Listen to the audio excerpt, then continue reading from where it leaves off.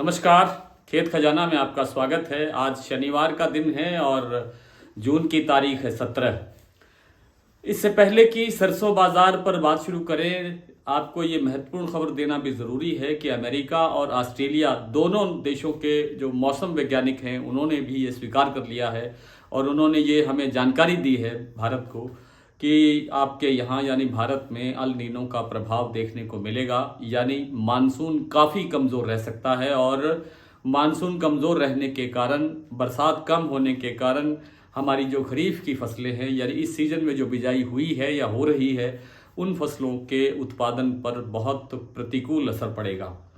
यानी आगे आगे दिक्कतें बढ़ सकती हैं और सभी प्रकार की जिन्सों के अंदर लगभग सभी प्रकार के जिन्सों के अंदर मारामारी देखने को मिल सकती है और बाजार तेज हो सकता है।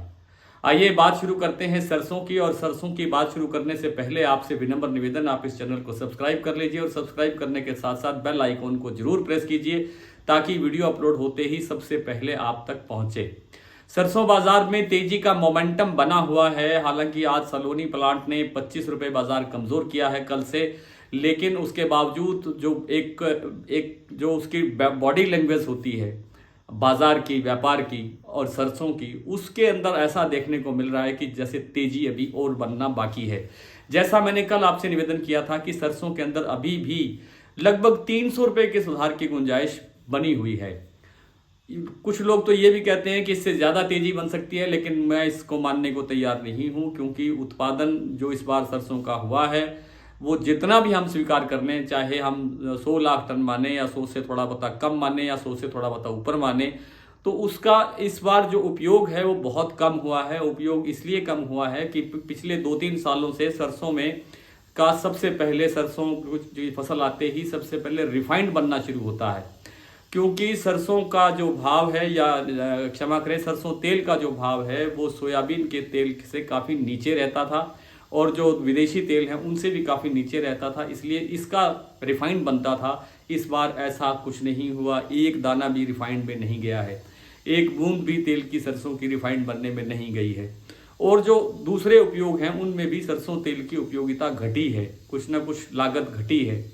उस कारण से सरसों अभी काफ़ी पड़ा होना चाहिए स्टॉक में और उस कारण से जो आवक है वो लगातार बनी रहेगी और आवक का दबाव बना रहने से भाव पर भी दबाव बना रहेगा। उसके बावजूद जो अल नीनो आ रहा है, जो मानसून कमज़ोर दर्शा रहा है, उसके चलते विदेशों के अंदर जो खाने के तेल हैं जैसे पाम है, सोया तेल है, सूरजमुखी तेल है, हमारे भारत के अंदर मूंगफली और बिनोला तेल है, वो ज़बरदस्त तेजी में दिखाई दे रहे हैं। कल आपको मैंने बताया था कि 4 रुपये से लेकर के 5 रुपये प्रति किलो तक जो बिनोला का तेल है वो तेज हुआ है। आज भी उसके अंदर तेजी ही दर्ज हुई है, चाहे थोड़ी है लेकिन तेजी ही दर्ज हुई है। मूंगफली तेल एक बार फिर से 1700 रुपये प्रति क्विंटल राजकोट का भाव पहुंच गया है।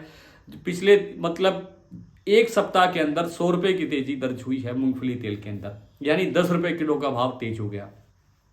सरसों के तेल में भी थोड़ा थोड़ा इस कारण से सुधार हो रहा है, क्योंकि जो प्रतिद्वंदी तेल है या जो दूसरी मार्केट के अंदर जो दूसरे तेल अवेलेबल होते हैं उन सब के अंदर बाजार तेज हो रहा है, इसलिए सरसों का भी थोड़ा सा तेजी का रुख बना है और सरसों को सहारा मिल रहा है और सरसों के अंदर थोड़ी बहुत तेजी दिखाई दी है। जयपुर का बाजार आज 25 रुपये तेज खुला है, 5350 रुपये तक भाव हो गया है। 5200 का लेवल ये तोड़ चुका है। 5200 एक महीने डेढ़ महीने तक रहने के बाद ये पिछले 2-3 दिन से 5300 और 5350 की तरफ चला है। अब इसके अंदर गुंजाइश ये है कि यह बाजार 5500 की तरफ बढ़ना चाहिए। जो भरतपुर का बाजार है वो 5000 रुपये खुला है, कल से 15 रुपये कम खुला है। हालांकि आज बाजार खुलते ही पहला समाचार भरतपुर मंडी से 5032 रुपये का था, यानी कल से 17 रुपये तेज, लेकिन 15 मिनट के बाद ही बाजार भाव दूसरा आ गया और भाव बताया गया कि भाव 5000 रुपये है। आज के भाव से कहें तो 32 रुपये कम हो गया और कल के भाव से कहें तो 15 रुपये कल से बाजार कम हो गया। सलोनी ने 25 रुपये बाजार कम किया है, 5725 रुपये पर आज बाजार काम कर रहा है। लेकिन गोयल कोटा, जो गोयल प्रोटीन्स के नाम से एक बड़ा प्लांट है, संस्थान है कोटा में, उन्होंने बाजार 50 रुपये बढ़ाया है और बाजार कल 5150 था, आज 5200 रुपये का भाव है। दूसरी मंडियों के अंदर या तो भाव स्टेबल हैं या घटा नहीं है, लगभग घटा नहीं है, या स्टेबल है या 20-25 रुपये भाव बढ़ा है। थोड़ी बहुत गुंजाइश बढ़ने की बाकी है, बहुत बड़ी तेजी की संभावना लेकर के मत चलें।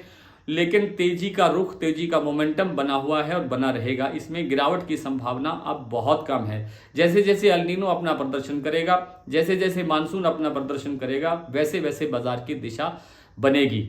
अब एक बार ब्रेक लगता हुआ दिखाई दे रहा है, थोड़ा सा कल ब्रेक लग सकता है और उसके बाद फिर बाजार 25-50 रुपए के लिए बढ़ेगा। हमारा इस बार अगला टारगेट जो है वो 5500 रुपये है, वो जल्द ही पकड़ना चाहिए, ऐसी संभावना है। नरमा कपास के बाजार के अंदर कोई तेजी दिखाई नहीं दे रही है, लेकिन बिनोला और बिनोला तेल के अंदर बाजार तेज हो रहा है और बिनोला तेल के अंदर बाजार में अभी और तेजी की गुंजाइश बाकी है, और तेज हो सकता है थोड़ा बहुत बाजार। नरमा के अंदर बाजार जो है डाउन जाने की संभावना ज़्यादा बन रही है, लेकिन बहुत धीरे धीरे जाएगा। अगर जाएगा तो अभी आज जैसे 100 रुपये का बाजार, 50 रुपये का बाजार कमज़ोर लगता है, लेकिन बाजार अब आगे बढ़ने की गुंजाइश कम है।